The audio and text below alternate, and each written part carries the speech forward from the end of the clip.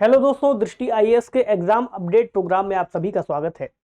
तो जैसा कि आप सभी लोग जानते हैं कि मेंस की परीक्षा बहुत ज़्यादा नज़दीक आ चुकी है और आप में से जो लोग मेंस की तैयारी कर रहे हैं या फिर मेंस लिखने वाले हैं इस बार, वो अपनी तैयारी में जी जान से जुटे होंगे। अब इस दौरान कुछ बातें हैं जो हमें समझनी चाहिए, जो परीक्षा की दृष्टि से बहुत ज़्यादा महत्वपूर्ण है। खासकर मेंस को ध्यान में रखते हुए कुछ ऐसी बारीकियां हैं जो अगर हम ध्यान में रखते हैं और उन निर्देशों का पालन करते हैं जो यूपीएससी ने हमारे लिए इंस्ट्रक्शंस के तौर पर दिए हुए हैं, तो निश्चित तौर पर हम उन गलतियों से बच सकते हैं जो बहुत अच्छा उत्तर लिखने के बाद भी हमें थोड़ा पीछे खींच सकती हैं। कुछ ऐसी गलतियां जो नकारात्मक मार्किंग कहें या फिर उनको पेनल्टी मार्क्स कहें, यूपीएससी में ऐसा हमेशा होता आया है और हमें देखने को भी मिला है। आज के इस डिस्कशन में हम इसी पर चर्चा करेंगे। सिविल सेवा मुख्य परीक्षा में पेनल्टी मार्किंग का फंडा। तो जो पेनल्टी मार्किंग है वो किस तरह से होती है, पेनल्टी मार्किंग का क्या मतलब है और जो पेनल्टी मार्किंग है उसका प्रभाव किस तरह से देखने को मिल सकता है। चलिए शुरू करें। तो आप सभी को पता है कि 15 जुलाई जो लोग प्रीलिम्स क्वालिफाई कर चुके हैं उनके लिए ही ये बात महत्वपूर्ण है जाननी कि 15 जुलाई इसकी लास्ट डेट थी और 15 जुलाई 2022 को जो मेंस के लिए डिटेल्ड एप्लीकेशन फॉर्म आपको भरना था उसकी अंतिम तिथि समाप्त हो चुकी है। अब आगे जाकर के 16 सितंबर 2022 को आपको मेंस की परीक्षा में जो प्रश्न पत्र आएंगे उनको सॉल्व करना है, उनको लिखना है और फिर आगे जाकर के अगले राउंड के लिए आप तैयार हो सकेंगे। जो लोग मेंस में चुने जाएंगे वो फिर आगे इंटरव्यू या फिर साक्षात्कार तक पहुंचेंगे। ठीक, क्योंकि हम बात कर रहे हैं यहाँ पर पेनल्टी मार्किंग की, तो कुछ मार्कशीट्स हैं जो हमें देखनी चाहिए। ठीक, ये पिछले वर्षों में किसी विद्यार्थी की मार्कशीट होगी।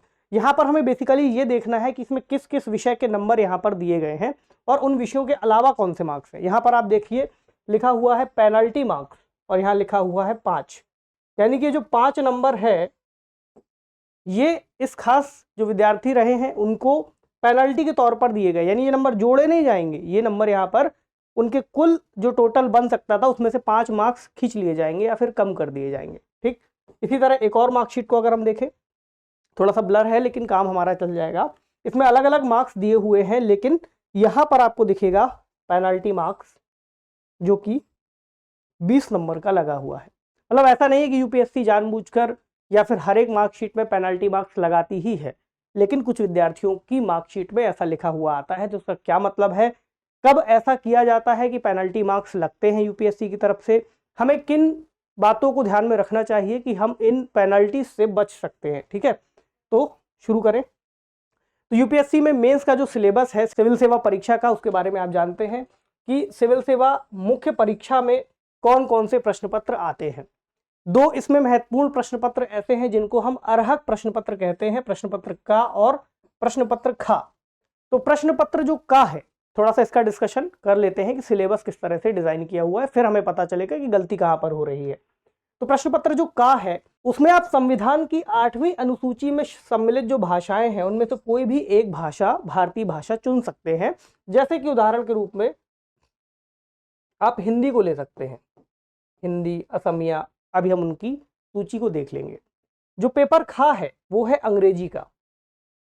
ठीक, इन दोनों ही प्रश्न पत्रों की जो अंक है इनमें वो 300 अंक है, लेकिन ये दोनों ही प्रश्न पत्रों के जो अंक हैं वो आपकी मेरिट सूची में नहीं जोड़े जाएंगे। इसमें आपको केवल पासिंग मार्क्स लाने हैं, यानी कि 25%। ठीक, तो जो भाषाएं हैं 8वीं अनुसूची में उनकी यहाँ पर सूची दी गई है। असमिया, बंगाली, गुजराती, हिंदी, कन्नड़, कश्मीरी, कोंकणी, मलयालम, मणिपुरी, मराठी।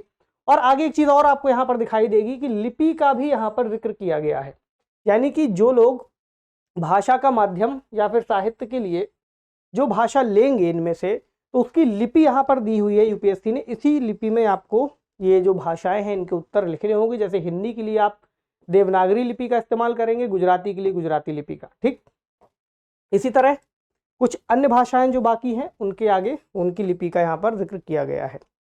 अब बड़ी बात यह है कि जो भाषा आपने ली है आपके उत्तर उसी भाषा में होने चाहिए, अन्यथा फिर जो समस्या आएगी वो पेनल्टी मार्किंग की आएगी। इसके अलावा निबंध का प्रश्न पत्र होगा 250 अंकों का। 4 प्रश्न पत्र सामान्य अध्ययन के होंगे जिसे हम जनरल स्टडीज कहते हैं, 250, 250, 250 और 250। इसके अलावा 2 पेपर होंगे वैकल्पिक प्रश्न पत्र, यानी कि ऑप्शनल सब्जेक्ट के 250 और 250 अंकों के, यानी जो कुल टोटल आपका यहाँ पर बनेगा वो बनेगा 1750 अंक मुख्य परीक्षा का। उसके बाद जो लोग साक्षात्कार के लिए चुने जाएंगे वो फिर साक्षात्कार देंगे जो कि 275 अंकों का होगा, और अंतिम जो टोटल है वो है 2025 अंक का, जिसमें से आपके जो नंबर आएंगे उसके हिसाब से आप मेरिट सूची में आते हैं। ठीक, अब बात करें पेनल्टी की, ये पेनल्टी कब लगती है। तो जो यूपीएससी ने इंस्ट्रक्शंस दिए हैं, अपना नोटिफिकेशन दिया है, उसमें इस बात को क्लियरली मेंशन कर दिया है, उसमें लिखा गया है कि कब ऐसी दिक्कत आएगी, किन बातों का आपको ध्यान रखना है। जैसे जो उम्मीदवार प्रश्न पत्रों के उत्तर देने के लिए संविधान की 8वीं अनुसूची में शामिल जो भाषा है, ठीक, उस भाषा में से किसी एक भाषा का चयन कर सकते हैं, उस भाषा में आप सिंपली अपना उत्तर लिख सकते हैं। ठीक, वहीं पर अगर मान लीजिए कोई ऐसी स्थिति आती है कि आप कोई उत्तर लिख रहे हैं, उसमें ऐसा कोई तकनीकी शब्द आ गया, उदाहरण के लिए हम ले लेते हैं, मान लीजिए आप कोई बात लिख रहे हैं तो उसमें आपने लिखा प्रौद्योगिकी शब्द, मतलब केवल जरूरी नहीं कि इसी शब्द पर ऐसा हो, एक उदाहरण के लिए आपने लिखा प्रौद्योगिकी और आपको लग रहा है कि थोड़ा सा तकनीकी ज्यादा है, तो आपने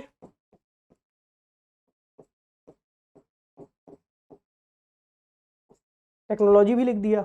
ठीक, लेकिन आप जो टेक्नोलॉजी लिख रहे हैं इसके बारे में, इसकी जानकारी इसको ब्रैकेट में लिख दीजिए। यहां पर दिया हुआ है कि आप ब्रैकेट में अंग्रेजी में भी दे सकते हैं इसकी जानकारी। ठीक, लेकिन यदि ऐसी स्थिति आती है कि ये जो नियम आपकी सुविधा के लिए या फिर एग्जामिनर की सुविधा के लिए दिया गया है, जहां पर आपकी दी हुई बात को वो आसानी से समझ सके, आपकी बात क्लियरली उन तक पहुंच सके, वहां पर यदि कोई ऐसी स्थिति बनती है कि इस नियम का दुरुपयोग दिखाई देता है, यानी कि आप बहुत ज्यादा बार इस तरह की प्रक्रिया अपना रहे हैं, कहीं पर आपने ब्रैकेट लगाना ही भूल गए, आप इस तरह से लिखते जा रहे हैं, तो इसके कारण जो कुल नंबर आपको मिल सकते थे उसमें से पेनल्टी मार्क्स भी आपको मिलेंगे, यानी जो आपके टोटल नंबर हैं वो कम हो जाएंगे।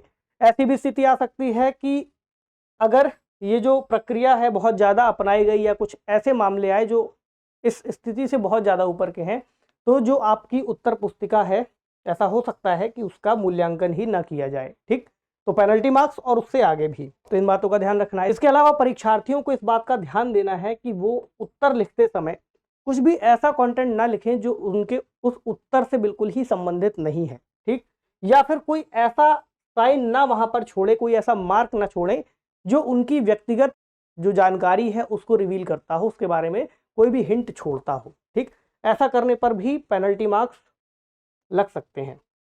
इसके अलावा कोई ऐसी स्थिति जहां पर जो विद्यार्थी जो भी उत्तर लिख रहे हैं उसमें हैंडराइटिंग इस तरह से लिखी है कि पढ़ने वाले को उसको समझने में ही बहुत दिक्कत हो रही है या फिर बिल्कुल ही वो समझ के बाहर है, वहां पर भी पेनल्टी लग सकती है। ठीक, इसके अलावा कुछ और बातें, जैसे कि आपको जो अंक हैं आपकी सुपरफिशियल नॉलेज के लिए नहीं दिए जाएंगे, बल्कि उस उत्तर के लिए दिए जाएंगे जो प्रश्न का आपने बहुत बेहतरीन तरीके से फ्रेम किया होगा, प्रश्न की डिमांड को पूरा किया होगा, उसके लिए ही दिए जाएंगे। ठीक, अब हम देखें उस उत्तर पुस्तिका को जो आपको एग्जामिनेशन हॉल में मिलने वाली है, तो उसमें कहाँ पर क्या क्या चीज़ें दी हुई हैं, कौन कौन से इंस्ट्रक्शंस दिए हुए हैं, क्योंकि जो नियम यहाँ पर अभी हमने जिक्र किया उनका वो आपको उत्तर पुस्तिका में भी लिखे हुए मिलेंगे और उसके बारे में जानकारी दी जाएगी। जैसे कि ये एक सैंपल है जो यूपीएससी की ही वेबसाइट पर पड़ा हुआ है, उसको यहाँ पर हमने ले लिया है।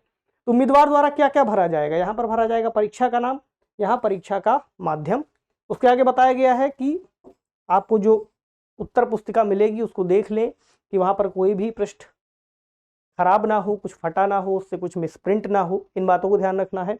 इसके अलावा सभी प्रश्नों के आपको जो उत्तर लिखने हैं उसी प्रश्न के नीचे लिखने हैं, ये नहीं कि आपको प्रश्न ए यहाँ दिया हुआ है आप दूसरे प्रश्न के नीचे जाकर के उसका उत्तर लिख रहे हैं। अभी हम उनको भी देख लेंगे कि गलतियाँ किस तरह से नहीं करनी है। ठीक, उम्मीदवार द्वारा भरा जाए, ये बात क्लियरली लिखी हुई है, तो आपको अनुक्रमांक, परीक्षा का नाम, ये यहाँ पर भर देना है और ये आपके सुपरवाइजर भरेंगे, इसको आपको नहीं भरना है। इन बातों को ध्यान रखिए। ठीक, इसके अलावा कुछ और बातें जो नियम है वो भी यहाँ पर दे दिए हैं, जैसे कि इस पुस्तिका के भीतर भी कहीं भी आपको अपना नाम, अपना रोल नंबर या आपकी जो उत्तर पुस्तिका है उसकी क्रम संख्या नहीं लिखनी है। ठीक, प्रश्न लेखन में प्रश्न के नीचे कहीं भी हस्ताक्षर नहीं करने हैं, ना ही इसके नीचे आपको अपना अनुक्रमांक यानी रोल नंबर लिखना है। जो बातें अभी हम डिस्कस कर रहे थे उसी तरह के नियम यहाँ पर क्लियरली दिए हुए हैं। ठीक, उत्तर पुस्तिका से आपको ये भी नहीं करना है कि आपने 20 से पेज फाड़ लिए, वैसे आप लोग नहीं करेंगे, लेकिन बताना यहाँ पर जरूरी है ठीक। और यदि ऐसा लगता है कि कोई प्रश्न फटा हुआ है तो एग्जामिनर को बता दीजिए, बहुत सारी जो भी बातें हैं। ठीक। और आपको जो आपकी उत्तर पुस्तिका है उसमें दिए गए स्थान पर ही रोल नंबर लिखना है, स्याही में आपको उत्तर लिखने हैं, ठीक, यानी कि पेन से लिखने हैं। और आरेख या चित्र आप बनाने के लिए पेंसिल का उपयोग कर सकते हैं। रफ कार्य जो आपको करना है, मान लीजिए आपको कोई कैलकुलेशन करनी है तो आपको अंत में खाली पृष्ठ दिए गए हैं जिसका आप उपयोग कर सकते हैं, और उपयोग करने के बाद आपको उसे काट देना है। ऐसा हो सकता है कि वहां पर यदि कुछ लिखा छूट जाता है जो आपकी पर्सनल आइडेंटिटी से जुड़ा हुआ हो सकता है, तो वो भी एक तरीके से पेनल्टी में शामिल हो सकता है। तो अगर आप किसी उत्तर को रद्द करना चाहें तो उसे पेन से काट कर रद्द भी लिख सकते हैं, कैंसल लिख सकते हैं। ठीक।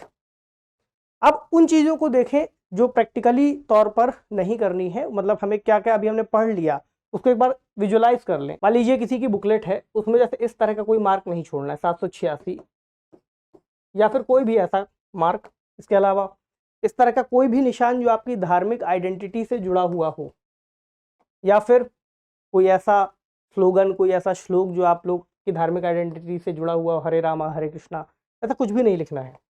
कोई ओम नहीं बनाना है, कोई छोटे फॉन्ट में कुछ नहीं लिखना है कि आपने यहाँ ओम नमः शिवाय लिख दिया और छोटा सा लिख दिया, सोच रहे हैं कि किसी को नहीं दिखाई देगा, वो दिख जाएगा। ठीक। इसके अलावा आप देखेंगे कि साइड में 2 हाशिए वाली लाइन होती है, इसमें भी आपको कुछ भी इस तरह से नहीं लिखना है जो आपके उत्तर से जुड़ा हुआ ना हो। ठीक। कोई लोग यहाँ पर टाइम लिख देते हैं, टाइम नहीं लिखना है। एक बात और ध्यान रखिए कि यहाँ पर दिया हुआ है परीक्षा का नाम, और यहाँ क्या लिख दिया उन्होंने, उनका नाम विनीत। तो इस तरह से जो लिखा हुआ है केवल परीक्षा का नाम ही लिखना है, अपना नाम नहीं लिखना है। या फिर यहाँ पर रोल नंबर नहीं लिखना है, मतलब कि परीक्षा का ही नाम लिखें। कई बार ऐसी गलतियां कुछ विद्यार्थी कर देते हैं। मान लीजिए यहाँ पर परीक्षा का माध्यम आप लिखने जा रहे थे, आपसे गलती से यहाँ पर रोल नंबर लिख गया, तो ये नहीं करना है कि ऐसे काट दिया, अभी वो दिख रहा है। ठीक। तो पूरा काट सकते हैं। इसी तरह नाम में करना है कि नाम भी अगर आपका दिख रहा है तो ऐसा नहीं करना है कि 2 लकीरें बना के काट देना है, विजिबल होगा वो, तो उस बारे में आप ध्यान दीजिएगा।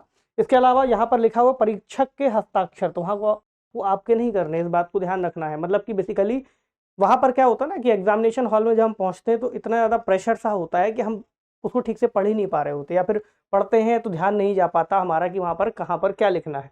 तो उस हड़बड़ी से बचना है और जो लिखा हुआ है केवल उसको ही लिख देना है। ठीक। इसके अलावा जो हमने अभी इंग्लिश के पेपर का जिक्र किया, पेपर ख का जो अनिवार्य प्रश्न पत्र में से आता है, उसमें मान लीजिए अगर आपको कोई ऐसा लेटर लिखना पड़ जाए या फिर कोई एप्लीकेशन लिखना पड़ जाए, तो उसमें कई बार होता है ना, योर सिंसियरली लिख के हम अपना नाम लिख देते हैं। वहाँ पर भी अपनी पर्सनल आइडेंटिटी नहीं लिखनी है, XYZ आप लिख दीजिए, नाम नहीं लिखना है। कोई ऐसा उत्तर आ सकता है जहाँ पर आप उत्तर लिख रहे थे इंग्लिश में, आधा उत्तर आपने इंग्लिश में लिखा, उसके बाद आपने हिंदी में लिखना शुरू कर दिया, तो ऐसा भी नहीं करना है, ये भी गलत है तरीका। इसके अलावा अगर आप एक उत्तर अपने पेन से लिख रहे थे, आधा उत्तर आपने पेंसिल लेकर के लिखना शुरू कर दिया, ये भी नहीं करना है, पेन से ही पूरा लिखना है। हाँ, आरेख बना सकते हैं आप।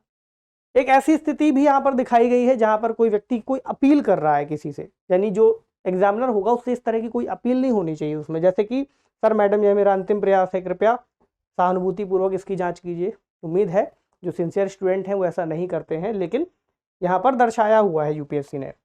इसके अलावा हैंडराइटिंग की जो हम बात कर रहे थे कि हैंडराइटिंग ऐसी हो जो कम से कम पढ़ी जा सके, अली यहाँ पर इस तरह से हैंडराइटिंग लिख दी कि जो जिसने लिखी है केवल वही पढ़ सकता है, कोई और पढ़ ही नहीं पा रहा है। ये बात दम है तो पढ़ के दिखाओ, इस तरह से नहीं लिखना है। इससे नंबर कट भी सकते हैं और बहुत ख़राब होने पर हो सकता है इसका मूल्यांकन ना किया जाए। तो ऐसी लिपि में लिखिए जो कम से कम पढ़ने लायक हो। ऐसा नहीं कि बहुत अच्छा बहुत सुंदर सुलेख में ही लिखना है, एटलीस्ट इतना कि अगला व्यक्ति उसको पढ़ सके। इसी तरह हम बात करें कुछ ऐसे मार्क्स का जिनका कोई मतलब ही नहीं है, तो यहाँ पर ऐसे मार्क्स नहीं बनाने हैं साइड में जो मार्जिन दिया हुआ है, या फिर इस तरह का कोई भी मार्क जो आपके प्रश्न के उत्तर से संबंधित नहीं है, प्रश्न से संबंधित नहीं है, या कोई आपकी पर्सनल आइडेंटिटी को रिवील करता हो।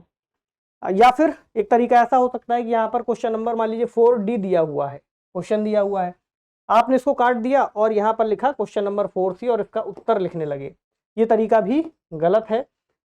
इस प्रश्न के नीचे केवल इसका ही उत्तर लिखना है आपको, ऐसा नहीं करना है कि इसके नीचे किसी और प्रश्न का आपने उत्तर लिखना शुरू कर दिया। ठीक। कुछ सही तरीकों को अगर हम देखें, मान लीजिए एक सही तरीका है जहां पर परीक्षा का नाम सिविल सर्विस मेंस, मान लीजिए आप 2022 की दे रहे होंगे तो 2022, आपका जो परीक्षा का माध्यम है मान लीजिए इंग्लिश है या हिंदी है वो आप लिख सकते हैं। यहाँ पर अनुक्रमांक रोल नंबर भर दीजिए, परीक्षा का नाम वो भर दीजिए, ये ठीक तरीका है। ठीक, इसके अलावा जैसे आपने कोई उत्तर लिखा वो गलत हो गया, आप उसको नहीं आगे देना चाह रहे हैं, तो प्रश्न ऊपर दिया हुआ है, उसके नीचे आप उस उत्तर को काट करके इस तरह से कैंसल्ड या फिर रद्द लिख सकते हैं। तो कुछ बहुत छोटी छोटी बातें हैं जो हमें ध्यान में रखनी चाहिए, अन्यथा फिर वही स्थिति आती है कि हमें पता भी नहीं चलता और अंत में 5 नंबर, 10 नंबर, 15 नंबर कट जाते हैं। और आपको ये बात पता है कि मुख्य परीक्षा में या फिर सिविल सेवा के जो अंतिम चयन होगा उसमें 5 नंबर क्या 1 नंबर और आधा नंबर भी बहुत महत्वपूर्ण होता है, आपकी रैंक को ऊपर बढ़ाने में बहुत ज़्यादा प्रभाव छोड़ता है। 1 नंबर से बहुत ज़्यादा फर्क पड़ सकता है और आपके जो मनपसंद कोई नौकरी हो जो भी आपने चुनी हो वहाँ पर, उस तक पहुँचा भी सकता है और उस तक पहुँचने से रोक भी सकता है। तो आज के डिस्कशन में इसीलिए हमने इन सभी पॉइंट्स को उठाया है कि जो भी विद्यार्थी आने वाले समय में मेंस लिख रहे हैं वो इन बातों का ध्यान रखेंगे और बहुत अच्छे तरीके से उस परीक्षा को पूरा करेंगे और उम्मीद है कि आगे साक्षात्कार के लिए भी पहुंचेंगे। तो यही मेरी विशेष है आप सभी के लिए, परीक्षा को अच्छे से दीजिए और पढ़ाई करते रहिए। आज के लिए इतना ही, शुक्रिया।